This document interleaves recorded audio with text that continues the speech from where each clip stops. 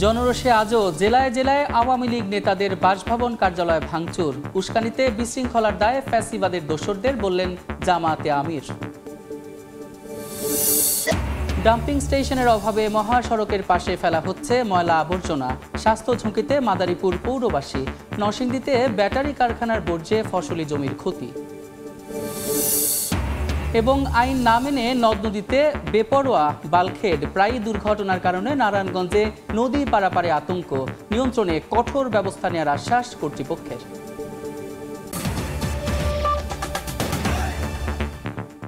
আমন্ত্রণ জানাচ্ছি সময় সংবাদের নিয়মিত আয়োজন বিভাগীয় সময়ে। থাকছি সপ্তাহে 7 দিন ভিন্ন ভিন্ন বিভাগের সংবাদ নিয়ে। আজ থাকছে ঢাকা বিভাগ, সঙ্গে আছি আমি সাদিক হাসান ইমন।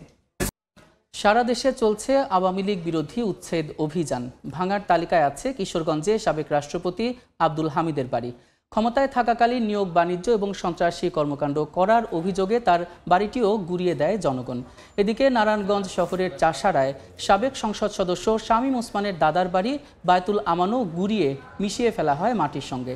এ সময় বিক্ষুব্ধ জনতা জানান, আওয়ামী লীগ এবং তাদের দোসরদের কোনো চিহ্ন রাখা যাবে না বাংলার মাটিতে।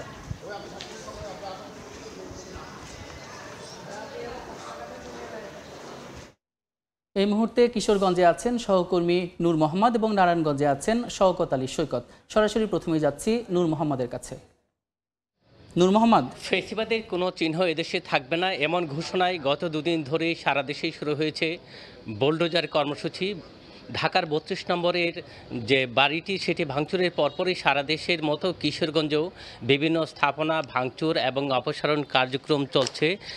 গতকাল রাতে কিশোরগঞ্জের শহরের খরমপট্টি এলাকায় বিক্ষুব্ধ ছাত্র জনতা সাবেক রাষ্ট্রপতি আব্দুল হামিদের বাসভবনে হামলা করে তারা এই ভবনটি, যে এখানে কিশোরগঞ্জের যে খরমপট্টি এলাকার বাসাটি আছে সেই বাসাটিতে হামলা ভাঙচুর এবং লুটপাট চালায়। এক পর্যায়ে বিভিন্ন কক্ষ তছনছ করে এবং আসবাবপত্রগুলো বাইরে এনে আগুন ধরিয়ে দেওয়া হয়। তো এরপর থেকেই এই ভবনের আজকে সকাল থেকেই যে উৎসুক মানুষ এই ভবনে আসছেন এবং তারা এই বাড়িটি ঘুরে দেখছেন। আমরা যদি একটু ভিতরের দিকে একটু দেখানোর চেষ্টা করি যে এই যে গেটটি ভেঙে তারা বিক্ষুব্ধ জনতা ভিতরে প্রবেশ করে এবং প্রতিটি কক্ষের তালা ভেঙে আসবাবপত্র ভাঙচুর করে এবং সামনে এনে অগ্নিসংযোগ করা হয়। তো এটি ছাড়াও যে রাষ্ট্রপতির বাসভবন, এই ভবন ছাড়াও জেলা আওয়ামী লীগ অফিস সহ বিভিন্ন স্থাপনায় হামলা ভাঙচুর এবং অগ্নিসংযোগের ঘটনা ঘটে। বিক্ষুব্ধ জনতা এবং বৈষম্য বিরোধী ছাত্র আন্দোলনের নেতারা যেটি বলছেন যে এই ফেসিবাদ এবং তাদের দূষণদের কোনো চিহ্নই এই কিশোরগঞ্জে থাকবে না। তো কিশোরগঞ্জের সাবেক রাষ্ট্রপতি আব্দুল হামিদের বাসভবন থেকে এটুকুই ছিল আমার কাছে সবশেষ। আমরা এখন চলে যাচ্ছি নারায়ণগঞ্জে, সেখানে আছেন সহকর্মী সৈকত। নারায়ণগঞ্জ শহরের চাষাড়ায় আওয়ামী লীগ নেতা শামীম ওসমানের দাদার বাড়ি বায়তুল আমান ভবনটি গতকাল রাতেই কিন্তু গুড়িয়ে দিয়েছে। এখন পর্যন্ত সেটি অপসারণের কাজ চলছে। আমি যদি একটু দেখাতে চাই, গতকাল এই ভবনটির সামনের প্রায় অর্ধেক অংশ ভেকু দিয়ে গুড়িয়ে দেওয়া হয়েছে। এরপর থেকে এখানে বাড়ির ইট সহ অনেক কিছুই স্তূপ আকারে পড়ে আছে এবং স্থানীয় জনতা, বিক্ষুব্ধ জনতা এবং লোকজন ভবনটি অপসারণের কাজ চলছে। গতকাল সন্ধ্যা 7টায় নারায়ণগঞ্জ মহানগর বিএনপির আহ্বায়ক অ্যাডভোকেট সাখাওয়াত হোসেন খান এবং সদস্য সচিব অ্যাডভোকেট আবু আলী ইউসুফ খান টিপুর নেতৃত্বে শতাধিক বিএনপি নেতাকর্মী এবং ছাত্র জনতা, বিক্ষুব্ধ জনতা এই ভবনটিকে সামনে এসে উপস্থিত জড়ো হন এবং তখন থেকেই ভেকু দিয়ে এই ভবনটি ভাঙার কাজ শুরু হয়। রাত 12টা নাগাদ আমরা দেখেছি যে এই ভবনটির প্রায় সামনের অর্ধেক অংশ গুড়িয়ে দেওয়া হয় এবং ভবনটির উপরের তলায় একটি রুমে আগুনও ধরিয়ে দেওয়া হয়েছিল। এখন পর্যন্ত এরপর থেকে ভবনটি অপসারণের কাজ চলতে থাকে। আমরা দেখতে পাচ্ছি ভবনটির সামনে সেই বিভিন্ন ভেঙে ফেলা পিলার, ইটের স্তূপ সেখানে পড়ে আছে এবং সেটি অপসারণের কাজ চলছে। এখন পর্যন্ত সেই ভবনটির কাজ অপসারণের কাজ চলছে। আমরা যেটা বিএনপি নেতৃবৃন্দ আমাদেরকে যেটা জানিয়েছেন যে এই ভবনটি থেকে এই ফ্যাসিবাদী আওয়ামী লীগের দোসররা এখানে মানুষকে বিভিন্নভাবে নানা অত্যাচার জুলুম অত্যাচার দীর্ঘ সময় জুলুম অত্যাচার হয়েছিল এবং সেই জুলুম অত্যাচার সেই ক্ষোভ থেকেই কিন্তু মানুষ এই ভবনটি গুড়িয়ে দেওয়া হয় ছাত্র জনতার নেতৃত্বে। এর আগে আমরা দেখেছি যে গতকাল সকালবেলা শহরের নারায়ণগঞ্জের জেলা প্রশাসক জেলা পুলিশ সুপার কার্যালয় এবং জেলা আদালতের সামনে যে শেখ মুজিবের প্রতিকৃতি ছিল সেগুলো গুড়িয়ে দেওয়া হয়েছিল। এরপরই সন্ধ্যায় এই ভবনটি গুড়িয়ে দেওয়া হয়। এখন পর্যন্ত সেটি অপসারণের কাজ চলছে। এই ছিল নারায়ণগঞ্জের চাষারায় বাইতুল আমান ভবন গুড়িয়ে দেওয়ার ঘটনার সবশেষ। সরাসরি যুক্ত ছিলাম নারায়ণগঞ্জে, তার আগে ছিলাম কিশোরগঞ্জে। পালিয়ে গিয়েও ফ্যাসিবাদের দোসররা উস্কানি দিচ্ছে বলে অভিযোগ করেছেন জামায়াতে ইসলামের আমির ডাক্তার শফিকুর রহমান। দেশে অনাকাঙ্ক্ষিত ঘটনার দায় উস্কানিদাতাদেরই নিতে হবে বলে জানান তিনি। 2 দশকের বেশি সময় পর নারায়ণগঞ্জে জামায়াতে জনসভার প্রধান অতিথির বক্তব্যে 24-এর চেতনা সমুন্নত রাখার অঙ্গীকার করেন দলটির আমির।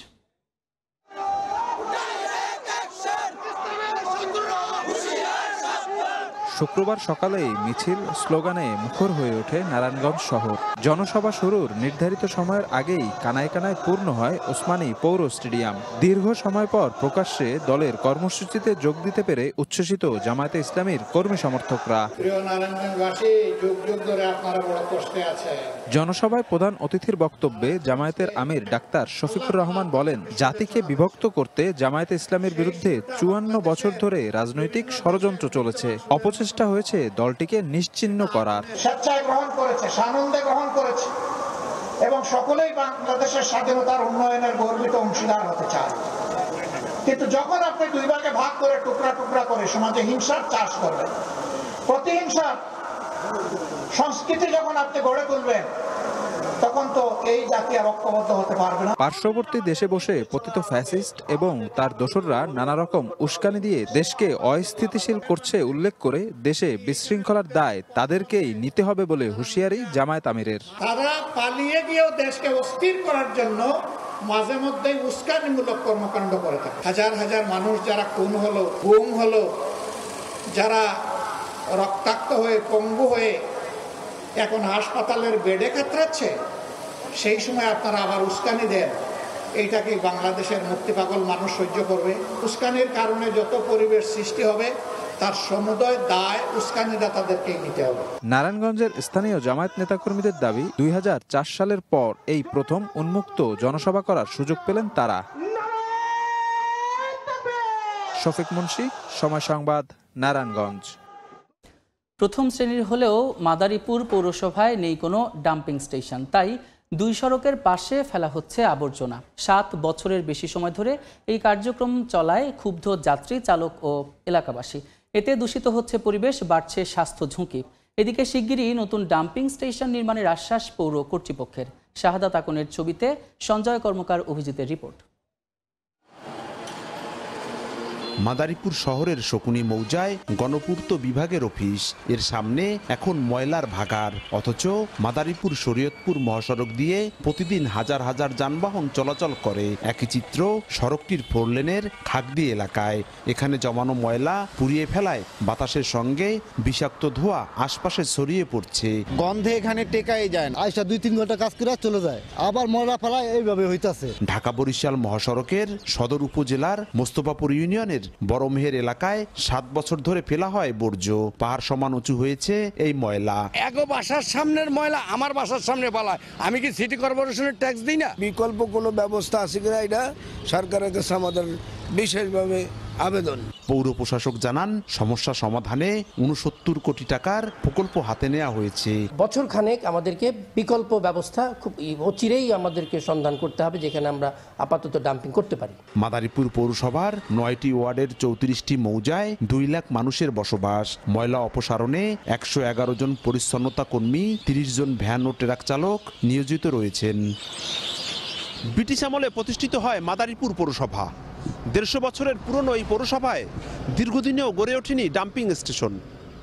মহাসড়কের পাশে এভাবে ময়লা ফেলায় পৌরসভার অব্যবস্থাপনাকে দুষছেন ভুক্তভোগীরা। সঞ্জয় কর্মকার, অভিজিৎ, সময় সংবাদ, মাদারীপুর। এ নিয়ে আলোচনা করতে এই মুহূর্তে মাদারীপুরে আছেন সহকর্মী সঞ্জয় কর্মকার অভিজিৎ। তার সঙ্গে যুক্ত হচ্ছেন মাদারীপুর পৌরসভার বর্জ্য ব্যবস্থাপনা শাখার প্রধান ডাক্তার হরষিত বিশ্বাস। সরাসরি চলে যাচ্ছি অভিজিতের কাছে। অভিজিৎ, 150 বছরের পুরনো মাদারীপুর পৌরসভা, এই পৌরসভা আসলে ব্রিটিশ আমলেই প্রতিষ্ঠিত হয়েছে। সেই পুরনো পৌরসভা হলেও এখন পর্যন্ত বজ্র ব্যবস্থাপনার জন্য আধুনিক কোনো ডাম্পিং স্টেশন গড়ে ওঠেনি। এ নিয়ে পৌরবাসীর যে ভোগান্তির শেষ নেই, পাশাপাশি ক্ষোভেরও শেষ নেই। তো আমরা এই বিষয়ে জানবো। আমাদের সাথে রয়েছেন মাদারীপুর পৌরসভার বজ্র ব্যবস্থাপনার কমিটির প্রধান ডাক্তার হরষিত বিশ্বাস। আমরা তার সাথে কথা বলবো। আসলে এই দীর্ঘদিনেও কেন মাদারীপুর পৌরসভায় ডাম্পিং স্টেশনটা গড়ে ওঠেনি, আমাদের একটু বলবেন। আচ্ছা, আপনি জানেন যে বাংলাদেশের বিভিন্ন পৌরসভা এবং সিটি কর্পোরেশনে এখনো বর্জ্য ব্যবস্থা ওইভাবে করতে পারেনি। এর পিছনে অনেকগুলো কারণ আছে। এই বর্জ্য ব্যবস্থাপনার যে গ্রাউন্ড, এই গ্রাউন্ডটা না থাকার কারণে আমরা বিভিন্ন রোডসের জায়গা বা বিভিন্ন পরিত্যক্ত জায়গায়, সেসব জায়গায় আমরা ময়লা আবর্জনা ফেলে আসছি। তো এই ময়লা আবর্জনা ফেলার ক্ষেত্রে আমরা দেখা গেছে যে হাইওয়ে রোডের পাশে যে রোডসের জায়গা আছে, এই সব জায়গাগুলো আমরা ব্যবহার করে আসছি। সেসব জায়গাগুলো আমরা ব্যবহার করার কারণে এখানে ময়লার স্তূপ হয়ে যায়, বিভিন্ন রকম দুর্গন্ধ ছড়ায়, এবং অনেক সময় দেখা যায় যে গ্রামবাসী আছে, তারাও আমাদের কর্মীদেরকে বিভিন্ন রকম ভাবে আঘাত করে। তারপরে আমাদের যে গাড়িগুলো আছে, গাড়িগুলো ভাঙচুর করে। এই সবের কারণে আমরা হয়তো এক জায়গা থেকে আবার অন্য জায়গায় যেতে বাধ্য হই। এই জন্য আমরা বিভিন্ন যে জায়গাগুলো আছে, রোডসের জায়গা বিশেষ করে, এই রোডসের জায়গাগুলো আমরা ব্যবহার করে আসছি। ইতিমধ্যে দেখা গেছে মাদারীপুর পৌরসভায় আমরা যে জায়গাটা ব্যবহার করতাম, আমাদের পৌরসভার ভিতরে যুব উন্নয়নের পাশে যে জায়গাটা, সেখানে স্তূপ হয়ে গেছে, যার ফলে আমরা ইদানিং সেখানে ফেলতে পারিনি। পরবর্তীতে আমরা রোডসের পাশে আরেকটা জায়গা, যেখানে পান্তাপাড়া নামক জায়গা, সেখানে পৌরসভার একটা স্টেক হোল্ডারদের নিয়ে একটা কমিটি হয়েছে, কমিটির একটা মিটিং হয়েছে। সেখানে ডিসি মহোদয়ের প্রতিনিধি, এসপি মহোদয়ের প্রতিনিধি এবং স্থানীয় যে নেতৃবৃন্দ আছেন বিভিন্ন দলের এবং বিভিন্ন অফিসের যারা স্টেক হোল্ডার আছে, তাদেরকে মিটিং হয়েছে। মিটিং হওয়ার পরে সিদ্ধান্ত হয় ওখানে ফেলার জন্য, আমরা সেখানে ফেলার চেষ্টা করছি। যার ফলে পৌরসভার কয়েকদিনের যে ভোগান্তিটা হচ্ছিল, আশা করি আমরা সেটা মিটে যাবে। তবে যে প্রশ্নটা মেইনলি চলে আসে যে এইভাবে রোডসের জায়গা, পরের জায়গা তো আমরা ফেলতে পারবো না। আমি একটু বিষয় আপনাকে জানতে চাই, সেটা হলো যেহেতু এটি যদি বলি আমাদের মাদারীপুর পৌরসভার সবচেয়ে পুরনো একটি পৌরসভা, তো এই পৌরসভায় দীর্ঘদিনে আপনারা কেন ডাম্পিং স্টেশন গড়তে পারেননি? আসলে কি এটি পৌরসভার ব্যর্থতা? অনেক সময় দেখা যায় যে যারা পৌরবাসী রয়েছে তারা অভিযোগ করছে যে তারা পৌর কর দিচ্ছে, ট্যাক্স দিচ্ছে, নাগরিক সুবিধার মধ্যেও তো এটি পড়ে। আসলে বিভিন্ন জায়গায় ময়লা ছড়িয়ে ছিটিয়ে থাকে, দুর্গন্ধ, এবং আপনি যেহেতু একজন ডাক্তার, স্বাস্থ্য ঝুঁকির কথা বলা হচ্ছে পৌরসভার বাসীর পক্ষ থেকে। আসলে আপনাদের কেন, মানে আপনাদের কি কোনো অবহেলা বা অব্যবস্থাপনা রয়েছে কিনা? আসলে সমস্যাটা কোথায়? আচ্ছা, এটা একটা ব্যাপার হচ্ছে যে একটা গার্বেজ গ্রাউন্ড করতে হলে অনেক জায়গা লাগে, এবং পৌরসভার ওই জায়গা ক্রয় করার মতো সামর্থ্য সাধারণত থাকে না। সেই ক্ষেত্রে আমরা দেখা যায় ডিসি অফিসের মাধ্যমে, ডিসি মহোদয়ের মাধ্যমে বা সরকারি মাধ্যমে আমরা নেওয়ার চেষ্টা করি। আপনারা হয়তো জানেন যে ইতিমধ্যে ব্রাহ্মণদী মৌজায় আমরা একটা বড় জায়গা সরকারের মাধ্যমে ক্রয় করতে সমর্থ হয়েছি পৌরসভার অনুকূলে, গত মেয়র মহোদয় থাকাকালীন 5 একর 34% জায়গা। তবে দেখা গেছে সেই জায়গাটা যারা এখন দখলদার আছে, সরকারি জায়গা, এবং বর্তমানে আমাদের পৌরসভার জায়গা আমাদের নামে মিউটেশন হয়েছে, সেই জায়গাটা সেখানে কিছু লোকজন সেখানে কেস দিছে যে তারা এটা তাদের নিজস্ব জায়গা, যার ফলে আমরা সরাসরি ওই জায়গাটা ব্যবহার করতে পারছি না। আমরা যদি ওই জায়গাটা ব্যবহার করতে পারি তাহলে তো পৌরসভার যে ভোগান্তি আছে এটা মোটেই থাকবে না। এবং আপনারা জানেন যে আমরা একটা বড় প্রজেক্ট হাতে নিয়েছি, এবং সম্ভবত 62 কোটি টাকার একটা প্রজেক্ট। এই প্রজেক্টটা যদি আমরা আনতে পারি তাহলে রিসাইকেল, আমরা যেটা বলি যে এই ময়লা দিয়ে আমরা সার তৈরি করতে পারবো, গ্যাস তৈরি করতে পারবো। ধন্যবাদ আপনাকে। আমাদের সাথে কথা বলছিলেন ডাক্তার হরষিত বিশ্বাস।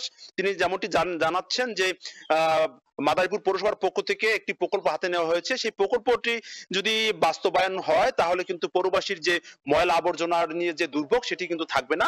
তারা সেটি কাজ চালিয়ে যাচ্ছেন, এবং তিনি যেটি বললেন যে সেটি নিয়ে মামলা চলছে, সেই মামলার শুরু হওয়ার পর তারা তাদের কার্যক্রম আরো তড়িৎ গতিতে চলবে। তো এই ছিল আমার কাছে মাদারীপুর পৌরসভার যে দীর্ঘদিনের যে ময়লা নিয়ে পৌরবাসীর অভিযোগ, তার সবশেষ। সরাসরি যুক্ত ছিলাম মাদারীপুরে। নেই পরিবেশ ছাড়পত্র, কারখানার দূষিত বজ্র মিলছে আশেপাশের পুকুর এবং ফসলি জমিতে। এরপরও নির্বিঘ্নে ব্যাটারি উৎপাদন করছে নরসিংদীর পলাশ উপজেলার ফুলবাড়িয়া গ্রামের জিনওয়ান স্টোরেজ লিমিটেড নামের প্রতিষ্ঠান। এতে ক্ষতিগ্রস্ত অন্তত ৩,০০০ একর কৃষি জমি। আশিকুর রহমান পিয়ালের পাঠানো তথ্য এবং মাহমুদুল হাসান মাহফুজের ছবি নিয়ে রিপোর্ট। কারখানা থেকে দূষিত বর্জ্য এসে পড়ছে পাশের পুকুরে। ছোট নালা করে এই বর্জ্য ফেলা হচ্ছে ফসলি জমিতে। আবার পুকুর থেকে মেশিনের সাহায্যেও তরল বর্জ্য নিষ্কাশন করা হচ্ছে জমিগুলোতে। 2019 সালে নরসিংদীর পলাশ উপজেলার ফুলবাড়িয়া গ্রামে নির্মাণ করা হয় জিন ওয়ান স্টোরেজ লিমিটেড নামে একটি ব্যাটারি তৈরির কারখানা। এখানকার এসিডযুক্ত তরল বর্জ্য আশপাশের ফসলি জমি ও পুকুরে যাওয়ায় দেখা দিয়েছে বিপর্যয়। আন্দোলন করার পরে কিছুদিন বন্ধ রাখে ফ্যাক্টরি, আবার দেখা গেছে তারা কিভাবে চালায় নেয়। কারখানার ব্যবস্থাপকও স্বীকার করলেন পরিবেশ ছাড়পত্র নেই প্রতিষ্ঠানটির। পরিবেশের ছাড়পত্র যেটা আমরা আবেদন করেছি সেটা আমাদেরকে কিছু রিকোয়ারমেন্ট দিয়েছে যে এই ডকুমেন্টস লাগবে, আমরা ওই ডকুমেন্টসগুলো সাবমিট করেছি। পরিবেশ অধিদপ্তর জানায় অনুমোদনহীন এই কারখানার সরেজমিনে পরিদর্শন করে মিলেছে সত্যতা। ওই এলাকার পরিবেশ দূষণ করছে মর্মে পরিবেশ অধিদপ্তর আমার কাছে প্রমাণিত হয়েছে। আমি তৎপ্রেক্ষিতে সেটা আমি জানিয়েছি হেডকোয়ার্টারকে এবং কারখানা বন্ধ করার জন্য। হাইকোর্টের রায়কে তো অবজ্ঞা করা সম্ভব নয়, সেই ক্ষেত্রে আমাদের যদি এর রায়টা পর্যবেক্ষণ করে কোনো ক্লজ থাকে যে যেখানে আমাদের ব্যবস্থা গ্রহণ সম্ভব সেটা। জিন ওয়ান স্টোরেজ লিমিটেডের কারখানায় 8টি নাম সর্বস্ব ব্র্যান্ডের ব্যাটারি তৈরি করা হচ্ছে। সময় সংবাদ, নরসিংদী। আইন না মেনে নারায়ণগঞ্জের শীতলক্ষা, বুড়িগঙ্গা, মেঘনা, ব্রহ্মপুত্র সহ সব নদীতে চলাচল করছে বাল্কহেড। নৌযানগুলোর বেপরোয়া চলাচলে প্রায়ই ঘটছে দুর্ঘটনা। এতে নদী পারাপারে আতঙ্কে থাকেন যাত্রীরা। কর্তৃপক্ষ বলছে বাল্কহেডের চলাচল নিয়ন্ত্রণ করতে নেওয়া হচ্ছে কঠোর ব্যবস্থা। শওকত আলী সৈকতের পাঠানো তথ্য এবং আরিফ হোসেনের ছবি নিয়ে রিপোর্ট। নদীতে যত্রতত্র চলাচল করছে বাল্কহেড। পাশেই ঝুঁকি নিয়ে নৌকায় করে নদী পার হচ্ছেন এলাকাবাসী। সূর্যাস্ত থেকে সূর্যোদয় পর্যন্ত নদীতে বাল্কহেড চলাচলে সরকারি নিষেধাজ্ঞা রয়েছে। পাশাপাশি জনবহুল স্থান ও খেয়াঘাট অতিক্রমের সময় হর্ন বাজানো সহ গতি কমিয়ে চলাচলে বাধ্যতামূলক করা হয়েছে। এসব নিয়ম না মেনে নারায়ণগঞ্জের শীতলক্ষা, বুড়িগঙ্গা, মেঘনা, ব্রহ্মপুত্র সহ সব নদীতে চলাচল করছে বাল্কহেড। সংশ্লিষ্টরা বলছেন নৌযানগুলোর বেপরোয়া চলাচলে প্রায় ঘটছে দুর্ঘটনা। অনর্গল চলতেছে, কোনো লাইট নাই, কোনো সাইরেন নাই, কিচ্ছু নাই। আমাদের প্যাসেঞ্জার মনে আর হইলে আমগো লাগাই দেয়, আরো লাস্টে কোনো লাইট মাইট মারে না, সিগন্যাল দেয় না, কোনো কিছু না, এমন অ্যাক্সিডেন্ট একটা দুর্ঘটনা ঘটে যায়। তবে কর্তৃপক্ষ বলছে বাল্কহেডের চলাচল নিয়ন্ত্রণ করতে নেওয়া হচ্ছে কঠোর ব্যবস্থা। শীতলক্ষা নদীতে এখানে টহলের ব্যবস্থা রেখেছি এবং এই বাল্কহেডের বিরুদ্ধে আমরা নিয়মিত প্রসিকিউশন, নিয়মিত মামলা সকল কিছু ব্যবস্থা করা হচ্ছে।